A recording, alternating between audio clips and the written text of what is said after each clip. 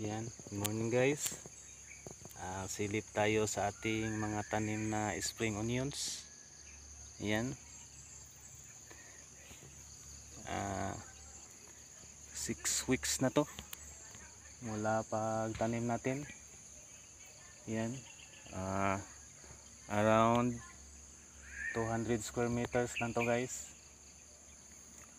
Hindi pa to pang benta natin. Pang similya pa lang to. Yan. Tinamaan to ng punggos. Yan. Hindi ko lang ma-determine kung anong punggos na tumama. Yan.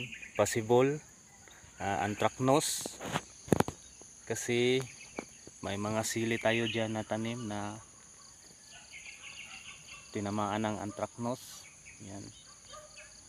Napakarami. Yan. Yan. Parang nasusunog yung mga bunga ng mga sili na nandyan. Yan. Possible nasa lupa na yan, yung mga punggos na nandyan, kasi napakarami na at lumipat dito sa ating mga tanim na spring onions. Noong nakaraang 2 linggo, halos hindi ka makakita dito ng magagandang dahon. Yan, katulad nito. Yan, yung makikita natin noong nakaraang 2 linggo, halos ganito yung mga dahon. Yan, halos ganito yung mga dahon, parang nasusunog. Yan.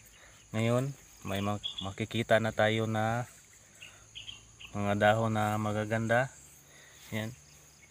Hopefully maka-recover to yung mga tanim natin na spring onions. Yan.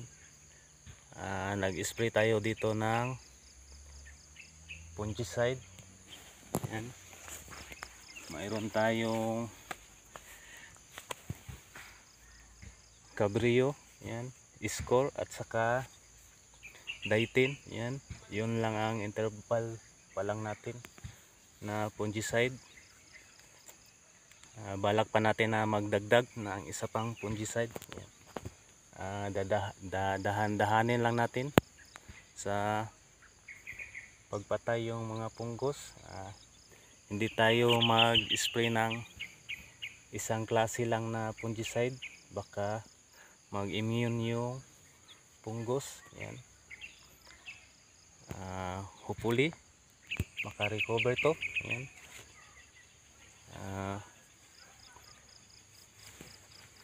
Pang similya lang natin to. Yan.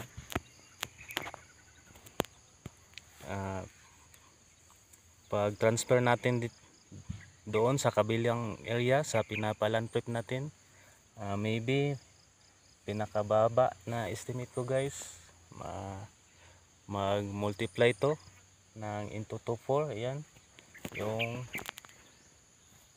200 square meters natin magiging 800 square meters na. May pinapalan prep na tayo doon sa kabila, maybe around 1,500 square meters. Yan.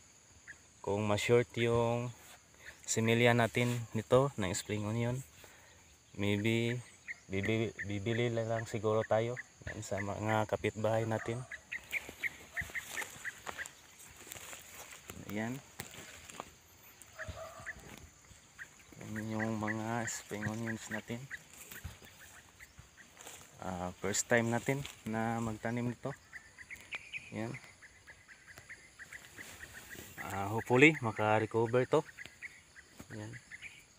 At siya nga pala, yung insecticide natin dito, yan, as needed lang. Yan. Kadalasan yung umaatake nito yung army worms. Yan, as needed lang pag apply natin ng insecticide. Yung fungicide lang ang pinaka importante. Yan, kasi napaka prone to ng punggos. Yan. Kasi sa ilalim ng dahon nito ay laging basa. Yan.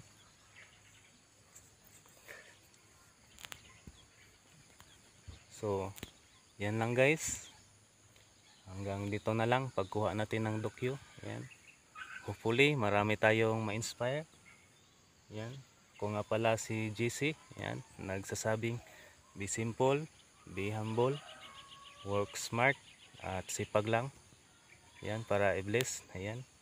See you in the next one.